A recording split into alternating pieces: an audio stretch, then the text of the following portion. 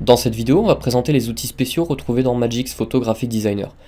Malheureusement, ils ne sont pas mis en avant par Magix et c'est bien dommage parce qu'ils peuvent nous sauver la vie dans la plupart des situations. Donc c'est parti, on va commencer par ici cette ligne d'outils. Je prendrai le premier outil qui s'appelle outil de modification des angles. Quand on crée un carré ici, on peut lui modifier ses angles pour avoir un style de bordure genre carré de chocolat. Hop, ça donne l'appétit. Et en fait voilà, ça nous permet de faire ceci et avec plusieurs outils pour modifier et implémenter cette utilisation. Personnellement, je l'utilise très rarement, mais ça peut être utile de temps en temps. On a l'outil aussi de répétition, outil de fondu enchaîné. Alors ça, c'est un outil vraiment utile qui va nous permettre de répéter des formes. Alors, je vais reprendre une forme ici, comme ceci, et je vais cliquer sur mon outil de fondu enchaîné. Je vais laisser appuyer jusqu'à atteindre mon autre élément, et hop, j'ai recopié ma forme d'origine jusqu'à atteindre ma forme suivante. On peut définir le nombre d'étapes et l'intensité de transition.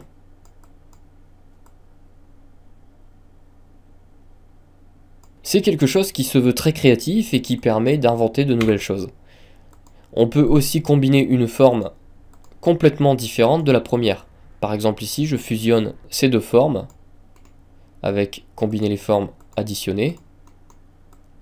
Et je veux recopier cette forme vers l'autre. Et voilà ce que ça donne. Bien sûr, je peux toujours rajouter des ombres, etc. Donc on peut fabriquer des formes très intéressantes avec cet outil. On a aussi l'outil de contour qui va nous permettre de créer des contours. Bon, c'est un petit peu plus évolué que les bordures. À vous d'en trouver l'utilité ici. Voilà. On a l'outil de déformation, donc je ne sais pas comment il l'appelle, l'outil moule. Cet outil va nous permettre de déformer nos éléments dans un certain sens. Ici, vous voyez qu'on a plusieurs moules. Donc par exemple, si je veux que mon élément ici hop, soit plus large en bas à la base et soit plus fin en haut, je vais utiliser cet outil et je vais cliquer là-dessus. Pour modifier la largeur finale, il me suffira juste de changer ici la position du curseur. Oups. Voilà. Mine de rien, cet outil m'a été très utile pour réaliser pas mal de formes. Et le dernier outil, l'outil 3D. Alors l'outil 3D, ça permet de réaliser justement des objets en 3D. Comme ceci. On peut avoir des formes 3D, donc qui ne sont plus du tout vectorielles, hein, bien sûr, mais qui nous permettent de créer des images plutôt sympas. On peut l'utiliser aussi pour le texte. Donc si je mets du texte ici,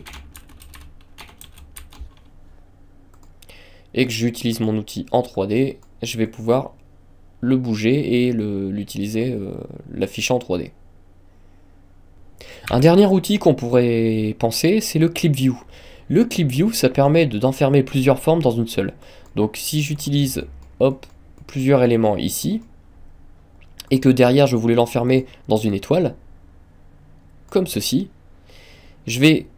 alors déjà je vais mettre mon étoile dans une autre couleur, je vais mettre mon étoile en fond, et je vais sélectionner tous mes éléments cercle, plus mon étoile derrière, comme ceci. Et dans éditer ou arranger, je sais plus, arranger, ici je fais appliquer Clip View. Et ça va me permettre, j'ai oublié de sélectionner un rond, bon tant pis, et ça va me permettre d'enfermer mes cercles dans mon étoile. Ça peut être très utile pour des images. Donc si je reprends mon image de la vidéo précédente, ici, je peux l'enfermer dans une Clip View. Il me suffit de prendre par exemple ici un cercle, de le mettre derrière. Alors le logiciel est un petit peu mal fait à ce niveau-là, parce qu'il va falloir le placer à l'aveuglette. De le mettre, on va le mettre en premier écran comme ça, hop. Je vais le mettre devant, puisque c'est l'élément derrière qui va enfermer mon élément devant.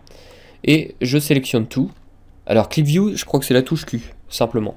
Hop, voilà. Et j'ai enfermé mon image dans mon Clip View. Je peux toujours lui afficher une ombre. Je peux lui mettre un coup de gomme. Et plein d'autres choses. Donc voilà, encore un outil qui montre la puissance de Photographic Designer.